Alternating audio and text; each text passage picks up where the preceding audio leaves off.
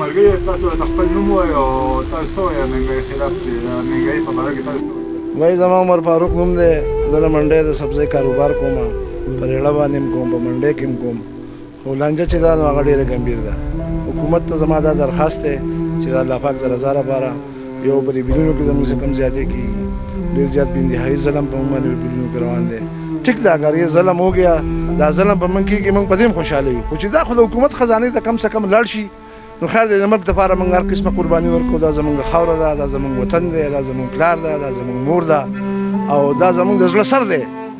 نو که په موږ باندې دا قرباني راغله نو کم څه کم دا شی خو چې حکومت ته خو لاړ شي که نه چې موږ 15,000 روپۍ او 10,000 روپۍ بیلونه داخل کړو او هغه خوا خزانې ته نه ځي نو کم څه کم عمران خان ته زموږ دا درخواست دی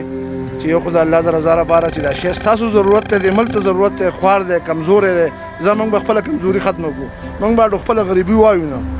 خو کم څه کم چې دا شی چې کوم دی حکومت ته خو لاړ شي که نه د دې ملک د دې خاورې سپېده خو به دي نو عمران خان ته زموږ دا درخواست دی چې هغې زه به یې ورکړم په ګاډۍ کې زه اوس چې کوم دی نن دا دی چې کوم دی 4,000 روپۍ بیل راغلی دی زما که فریج نشته دی زما که بل شی نشته دی نو او بجلي کم ده که نه خو بهرحال پرېږده دا خبرې دا به موږ برداشت کوو موږ دا زموږ خاوره ده دې دپاره موږ دعاګانې کړي دي الله ته هم جړا او فریاد کړی دی چې الله زموږ دا ملک ازاد کړي دا آباد کړي نو زما دوی ته دا درخواست دی چې د الله د رضا لپاره په دې مهنګایي باندې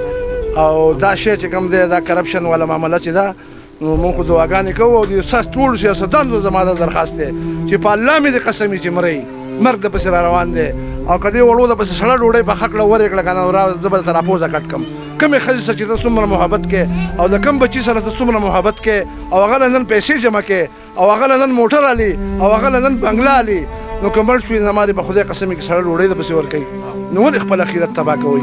ولې د خپل رب سره چې کوم دی نو ځان خلاف کوئ هغه خالق سره پیشي را روانه ده ټول انسانیت د آدم علیه السلام نه والا او د قیامت پورې څونه انسانان چې راځي دا به رب ته هر یو اکیله پیش کېږي او الله به ترې تپوس کوي نو نن هغه بچو دپاره موږ خپل اخرت ولې خرابوو قبر کې ډېره ګرانه زندګي را روانه ده د یوازې کور دی او د خدای د ذات نه ما سیوا به زموږ سره څوک نه وي زما د ټولو سیاستدانو ته دا درخواست دی زه د یوې پارټۍ سره تعلق نه ساتم زه د یوې پارټۍ سره زما تعلق نشته دی زه صرف د الله د رضا لپاره زه یو ریړۍ والی یم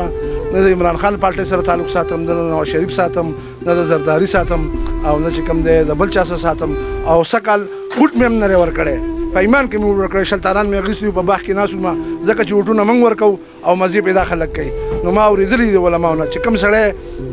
ووټ ورکړي او دا سړی به کامیاب شو او که دې کومه ګناه کوي نو په هغې کې ورسره دا سړی شریک دی نو وروره ووټ مې ګوریا نه دی ورکړی شلتانان مې اخیستي وو هغلته او تل مې دیاڼي مې کوله په ایمان کې مې چاله ووټ ورکړی نو یو خو د پاکستان د عوام هم چې کوم دی خدای پاک ته دې خوشحاله کړي خو بس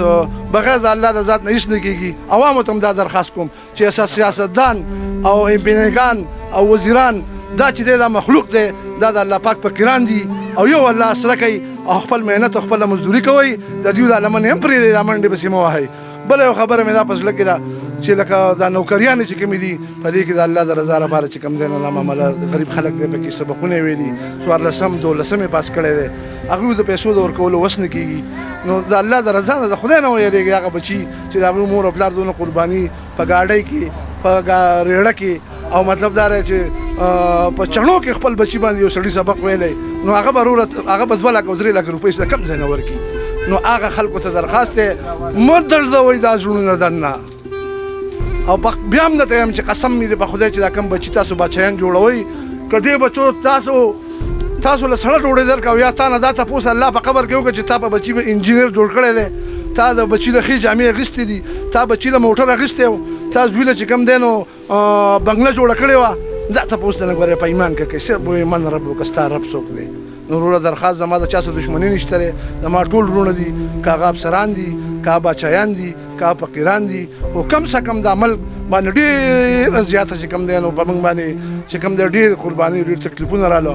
او پر ملک باندې ډېر زیات مصیبت راغی یو خو موږ مسلمانان دي په الله باندې عقیده وساتو